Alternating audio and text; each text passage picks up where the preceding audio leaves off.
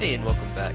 So, as we get into pre-launch activities, the first thing we have to talk about is why do we do pre-launch planning and why do we do pre-launch activities in general? Okay. First and foremost, it's about alignment. Okay. So, if you're not aligned with the rest of the organization and the rest of the organization is not aligned to what you're building and what you're planning, it's going to fall flat, right? It's like trying to go on vacation with your family, a big family especially, and not telling anyone that you're going. No one's packed, no one's ready, there's no itinerary. Your spouse hasn't been able to tell you all the things that you should have thought about that you haven't thought about yet. It works very much the same way, right? So when you're trying to create alignment, it's not just on your own product team, right?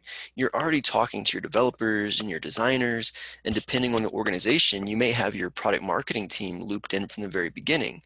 A lot of companies don't. But there's a lot of other parts of the business that need to know what you're doing and need to prepare and plan for what you're doing if it's going to be a success, right? As a product manager, you have a lot of influence, but you can't dictate what other organization or what other departments do within the organization. You need their buy-in, you need their input, and you need their help in planning. Okay, so first and foremost, you need alignment. Okay, and that starts with filling gaps. Okay, so there may be second order effects. And what that means is if you're going to launch a new feature that's a paid for feature, there are people who are influenced by that and who are impacted by that. So finance, can your current billing engine or billing system handle the new thing that you're doing? Right? You need to get finance involved. Your developers may control the billing system, but finance needs to be involved for multiple reasons, right? Um, there may be accounting and financial reporting things that need to be accounted for that you're not aware of. Marketing needs to be able to change pricing or change the feature list under the pricing. So for Figma, that might look like if we're advertising why people would want to go to the pro version, that might include these advanced animations, right? So there are things to consider outside of your lane that you need to be aware of. You don't need to know the intricate details, but you need to be aware of how what you're doing is going to impact other parts of the organization. And then checking your assumptions. You might assume that what you're doing is in the best interest of the entire organization, but what you're doing may hinder other parts of the organization. And this kind of gets into political aspects of things of, how are people rewarded? How are people incentivized? If the sales team isn't incentivized to sell the thing that you built, how successful do you think it's going to be?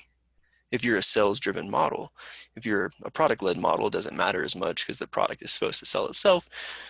But that's a different story. You may be in an organization where it's enterprise focused or there's a very heavy sales emphasis where your product success hinges largely on how well the sales team promotes your product, right?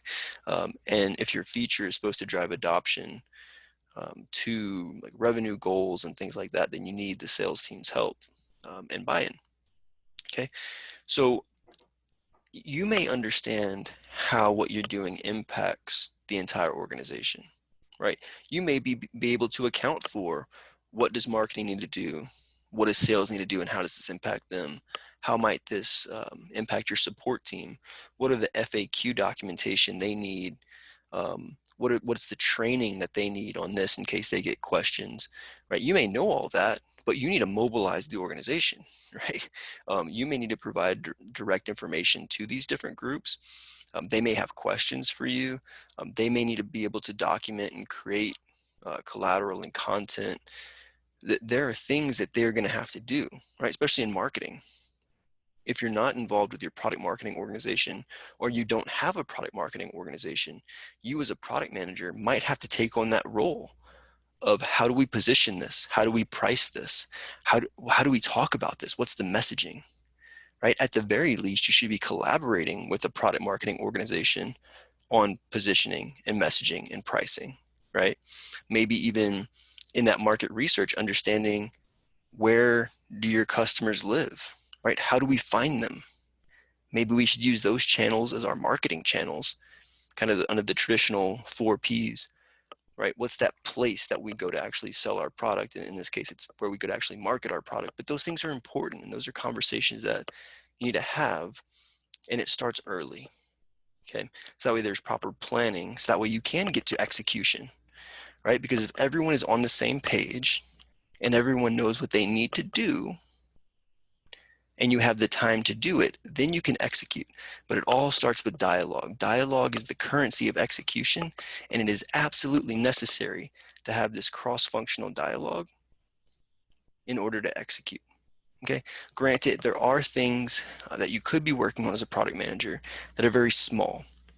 There could be small experiments, there could be small features, and there could be back-end changes to the system that the users never see, that the rest of the organization doesn't necessarily need to plan for or get anything ready to execute on.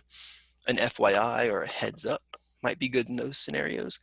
And so communication on what's happening and what potential impacts there may be is still very critical. But depending on the level of impact that what you're working on has on the rest of the organization will determine how soon you start planning and to the degree of which you should be planning. Okay, so that's why we have to do pre-launch planning, is because if we don't, the effort's going to fall flat and there will be no no organization to support it. And if you don't have an organization to support what you just build, it can never be successful. So with that, I'll see you in the next video.